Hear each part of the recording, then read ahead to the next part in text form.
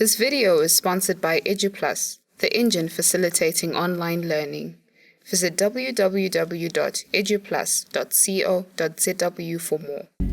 Hey guys, welcome back to the channel. This is Hazel from Creative Loop TV. Today in the loop we have Zolile Makaleni, who is affectionately known as Tsotsi from Wenera. Zolile Makaleni is an events MC, an actor, an influencer, a life coach, a filmmaker, a director. He is the director of Zimbabwe's most watched TV show, Wenera. In addition to directing the popular series, he also plays my favorite character, Tsotsi. Hi Tsotsi, wonderful to have you here. Thank you so much, Hazel. Thanks for inviting me. So, just before we get started, can I call you Tsotsi, or does that offend you when people call you Tsotsi? No, not at all. It comes with the job, eh? So if it offends me, then I should look for a new job. But it's okay.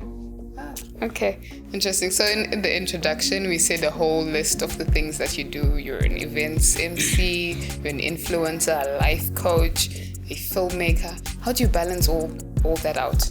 Well, things just happen. Everything that happens in life happens for a reason. And so if you're doing the right thing and you're in the right position, things will just place itself like dominoes. When they fall, they all fall in line. I'll just give you a brief background of myself to try and answer your question, because I can't just answer it in one. I grew up in a Christian background, and my grandfather was a pastor, and me being the right-hand man, everyone else assumed I was going to be a pastor. They wanted me to be a pastor. Then from there, because of my Christian background, I went to theology, did Bible school, graduated. Everyone else thought I was going to be a pastor. But God did something different in me, because I loved media space. I loved performing. I loved being in front of people. I loved talking. I loved making people laugh. So it then happened that I told my parents and my family that I need a different pulpit. I don't need a pulpit to minister. I can use my art to minister. So that's where my speaking abilities came from, because of the Christian background that I had. Then comes to me performing. Standing in front of people was never a problem. Making people laugh, talking, that was me. So now I'm using my talent. I'm using my talent to communicate, to still minister to people as I should have been doing through a pulpit. So being a motivational speaker is something that was just inborn because of the influence that my grandfather had on me. So I'm a person who loves communicating. I'm a person who loves talking to people. I'm a person who loves hearing people speak as well, so I could speak back to them. Being in a media space made me now enhance my talent as a performer. That's where filmmaking came from. Then I started developing myself as a filmmaker as well. So you see, everything else just happens as a pattern for on how God has already created me. So it's not by choices, it's just by design. Nature, interesting. I read somewhere that you speak up to like 5 languages. Which are those? So on the languages that I speak, my mother is from Zambia, my father is South African, and I was born in Zambia, so I speak fluent Bemba, I speak fluent Xhosa, I speak fluent Shona, English, Ndebele, I speak Setswana as well. Interesting. So your origins, you could have chosen to do your arts in Zambia or wherever else. Why did you choose Zimbabwe? I did not choose Zimbabwe. Like, okay, fine. The reason why I chose Zimbabwe, for me, Zimbabwe is a land full of opportunities. For example, I keep telling people that if you look, just Joburg alone, there are 15 million people just in Joburg alone. For you to make it in showbiz there, you have to be very good, and you should have an exceptional talent. My talent is not an exceptional talent. It's the talent of a guy who just works hard. So because of my origins, it's a gift that I was born in, the family that I was born in. I'm South African by origin, I'm Zambian by birth, and I'm Zimbabwean by applicant. So that alone is a gift that I have, that I speak those languages. It's easy for me to communicate, whether I'm in SA, whether I'm in Zambia, whether I'm in Zimbabwe. And it's hard for people to pick my closer accent when I'm speaking with them. You won't even pick it unless I tell you that I'm closer. That's when you can start to see my closer traits. So the reason why I picked Zimbabwe, this is a land full of opportunities. It's easier for me to make a career in Zimbabwe because of the opportunities that are here, and because of the opportunities that have presented themselves. I thought it's wiser to go to SA after I have a career that is already established. It's easy for me now to penetrate in SA. It's easy for me now to get audience to certain broadcasting companies in SA, to certain studios, because already I have a profile. Unlike if I was in SA and try to start build a profile there, so it's going to be hard for me. Interesting. So there's much to be said by artists about how difficult it is in the state of the arts industry. What's your opinion on that, the state of the Zimbabwean arts industry? That's a point that no one can dispute, that artists, the state of the art industry in Zimbabwe, it's a shame. For me, I would put that not to artists, but to say that it's the corporate world. Right now, the corporate world are taking advantage of the rate of how most artists are illiterate. Why am I saying what I'm saying? It's because the corporate world are the ones that are consuming most of the content that these artists are producing, but they're not paying them what they truly deserve. And also, I'll say it's, we lack a legislation voice as artists. Imagine if we were the legislation voice and we had bills and laws that will be made from parliament that will protect these artists. For example, every broadcaster, their core business is to broadcast. Broadcast content. This content is created by us as artists, musicians, filmmakers, for example. But they're not being paid what they deserve. Royalties, for example. Do you think the Zimbabwean artists are being paid the royalties that they deserve? That's a no, whether we like to dispute it or not. For example, corporates understand the influence that these artists have, but they pay them peanuts because they know that I'm hungry. If someone comes and give me an opportunity to say, okay, fine, I want you to do ABCD, because I still won't offer $200. I have rents to pay, I still have to eat, I have to dress. But I'm shooting myself at the foot. Because one, economically, but these corporates, they're going to use that same content for the next 10 years, but they've paid me $200. They understand the value of what they're paying for, but I, as an artist, I don't. Because as an artist, I think it's expensive for me to even look for a lawyer, for someone legal to represent me legally and advise me. It's expensive, but these corporates know. That's why you see they come and pay me $200 to just have a photo shoot and a billboard that they will use for the next 10 years. Still using my face. So what do you think needs to be done to build that appreciation by the corporates for the arts industry? I think it's just awareness, to keep talking about it, till the government see a need of intervening. For example, in SA right now, as we speak, when their monetary budget, there's a budget that's set aside for in the art space. There's a budget that's set aside from parliament point of view, because they understand the influence that artists have.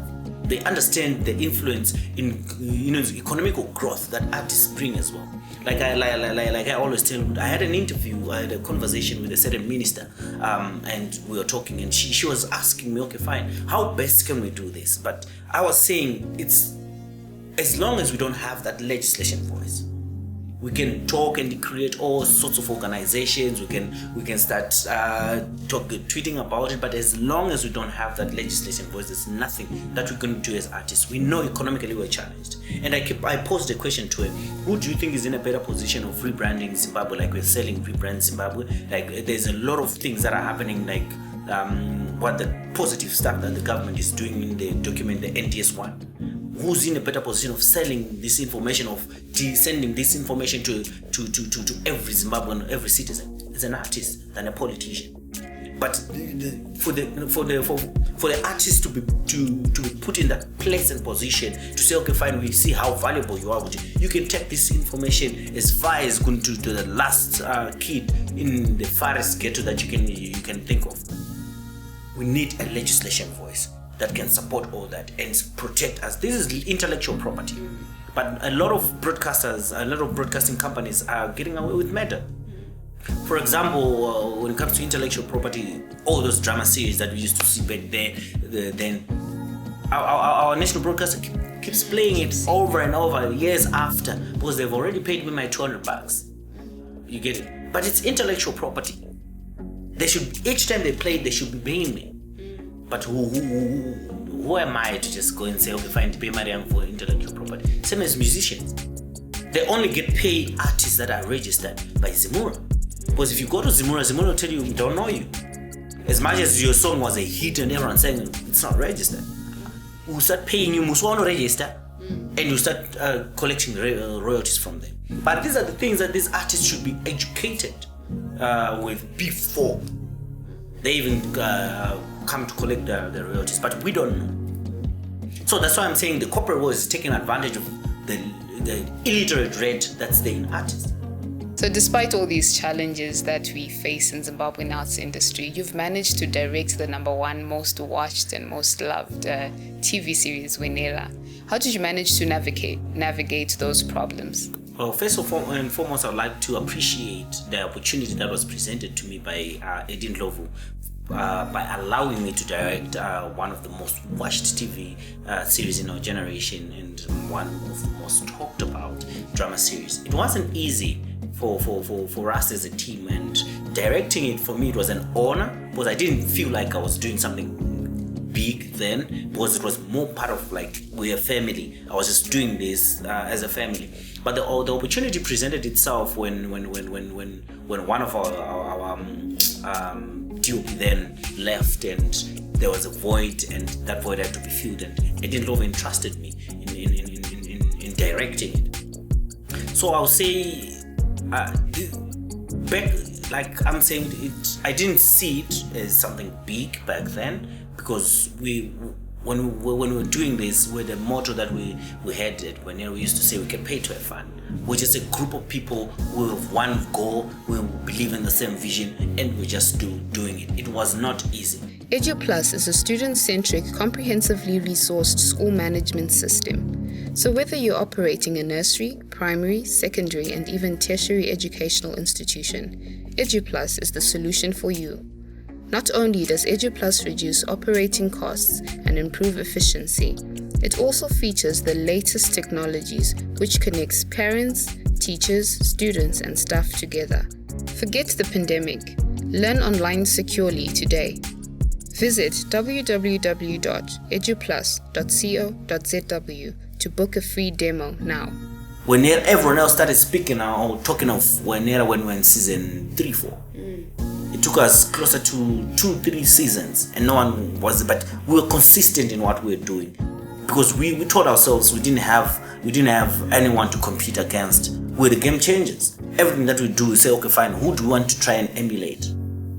No one in Zimbabwe is doing something that we would want to do. Let's bring something new on screen, and we did. So it was all about consistency and trusting in the vision that we'd already, and the dream and the goal that we'd already set for ourselves, and the team that we had back then. It was a team full of people who were talented and who were passionate and who knew what they wanted to achieve in their careers as performers. Oh, all right. So do you have a directing background? When I started film and television, I always wanted to be a director. So all the actors that I would be with, I'll be trying to show them, I want things done this way, I want you to do A, B, C, and D, and they'll ask me, why can't you just do it? Because you seem like to be explaining, I'm like, no, I don't want to be in front of a camera. An opportunity presented itself in 2010 when I did a short film called Makomborero. I was told, okay, you know what, dude, whether you like it or not, you're going to play this role. I'm like, okay, fine, let me try it. I played the role. And Eddie Sandifolo was the person who discovered this talent that everyone else celebrates right now. It's like he saw the short film and he called me and said, we're planning on starting a new drama series. We want you to be part of it. I was invited for auditions. I didn't do well at the auditions. Oh. No one saw what Eddie Sandifolo saw. Everyone was like, I was skinny back then and a little bit darker, and I don't saw it. No one saw what Eddie Sandifolo saw. But because I loved what I did, Eddie Sandifolo just told me, okay, just hang around.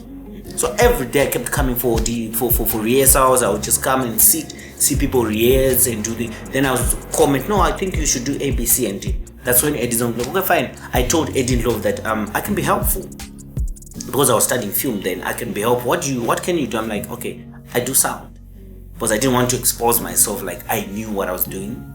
Yet I did not even know I was just an apprentice there. Like I started doing sound for Wenera from season 1, episode 1, 2, 3. Then Eddie these are his own words. He was saying that I was a character whereby I shy don't say. You know what I'm saying? Because there was no role for me. But there I was every day in Kumariesos. I'm the first guy there. I'm the last guy there. Because I love TV. I was passionate about TV. I was just waiting for an opportunity to present itself. Then there was an episode, I guess now Kwana, and we needed 25 minutes. Then it was short of some few minutes. Then Eddie was like, okay, fine, let me just write something for you. He wrote a very short character, created a character for me, like, play this character. In Wenera wasn't called Tsotsi, it was called Daniel Khumalo. But because of the look that I had, then everyone else was like, Guy Tsotsi. You get it? That's how the name started. But in Wenera I was Daniel Khumalo.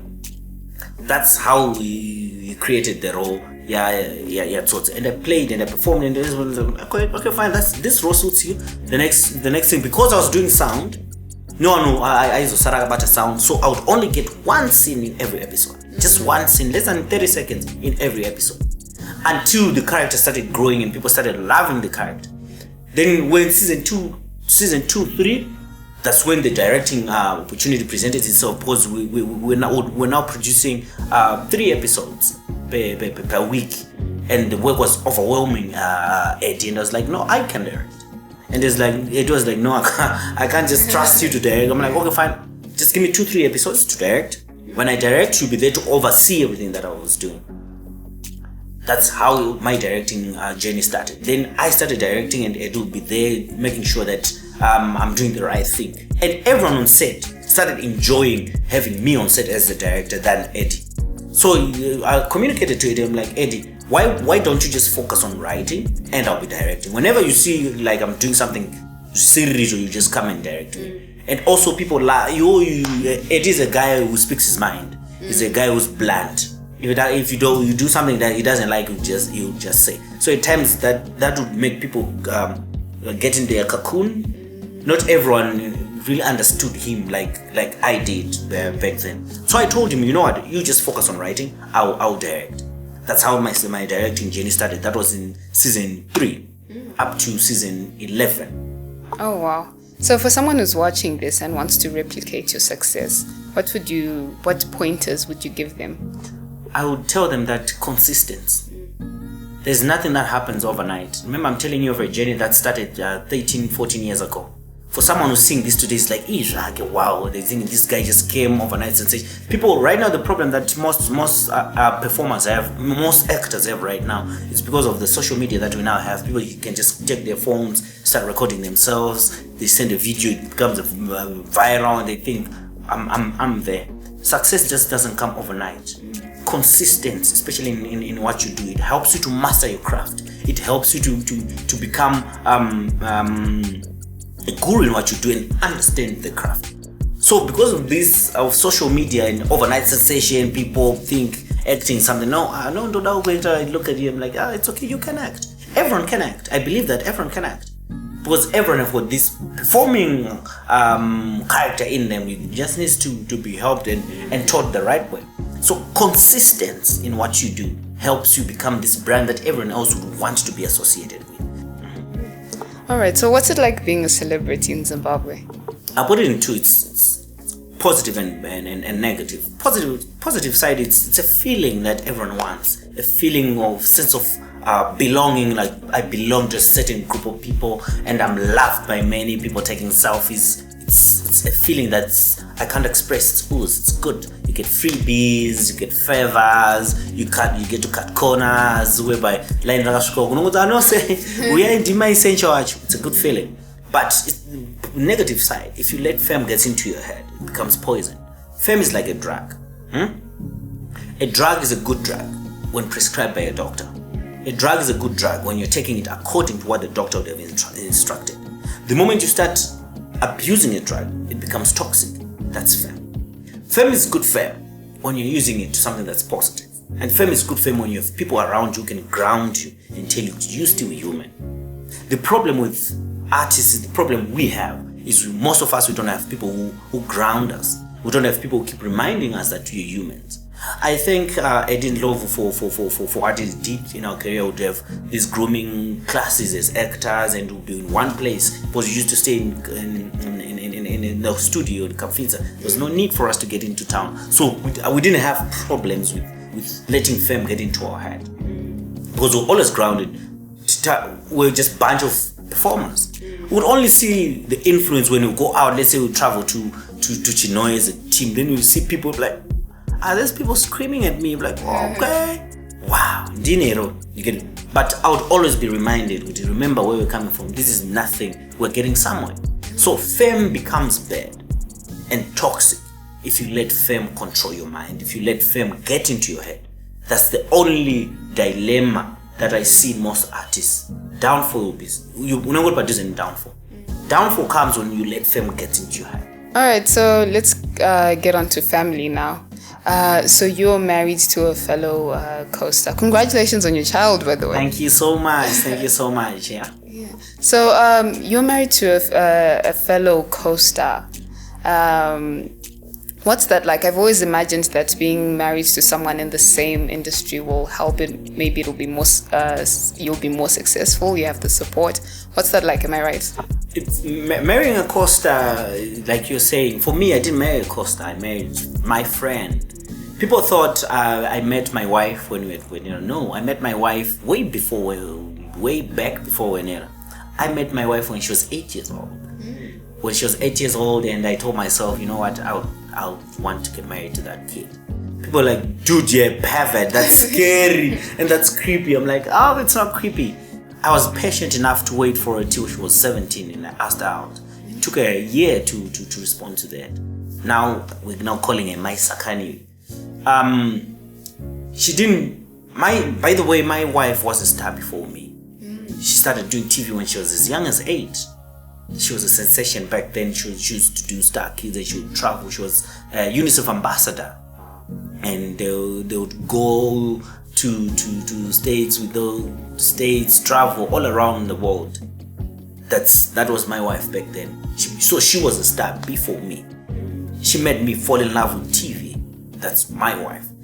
When she started doing Wenera, it wasn't by design. It was by default. She would come and wait for me whilst I was rehearsing, doing a graph trade, but there she was just sitting. So I started feeling bad. With all these hours, she rehearsed, let's try and look for something for her to do. We convinced her to be in Wenera. She denied.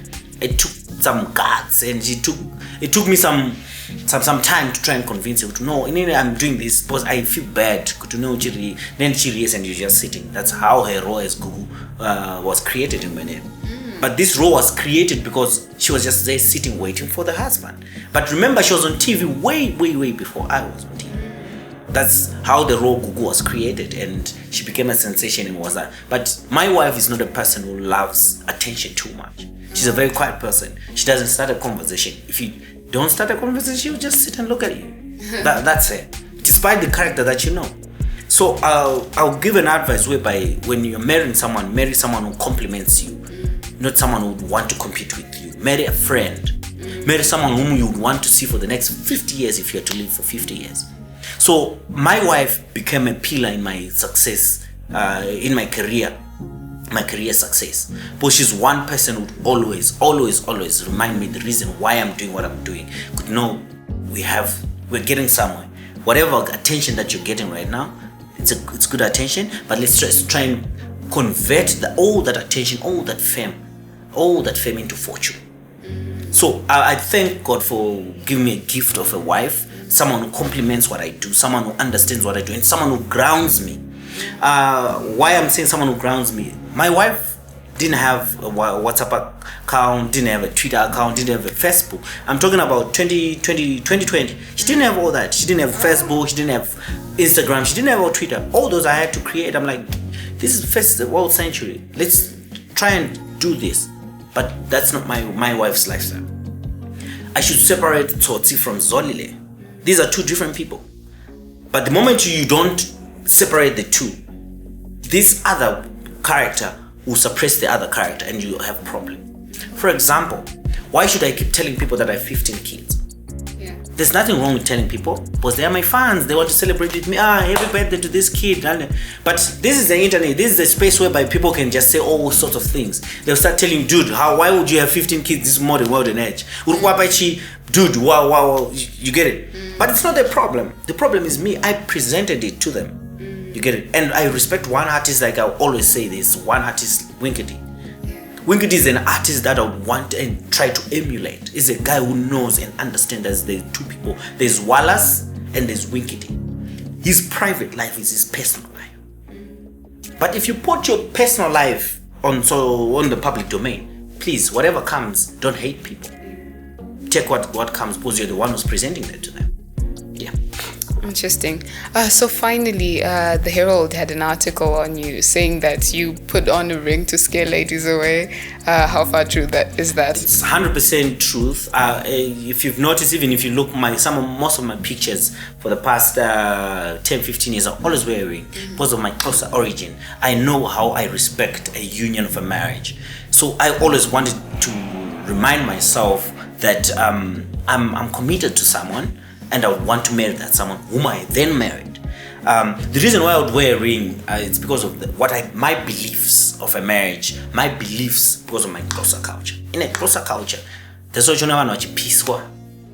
You'd hardly see a closer man who would cheat to their wife, especially when they're married and they have a ring. I'm not saying they're not there.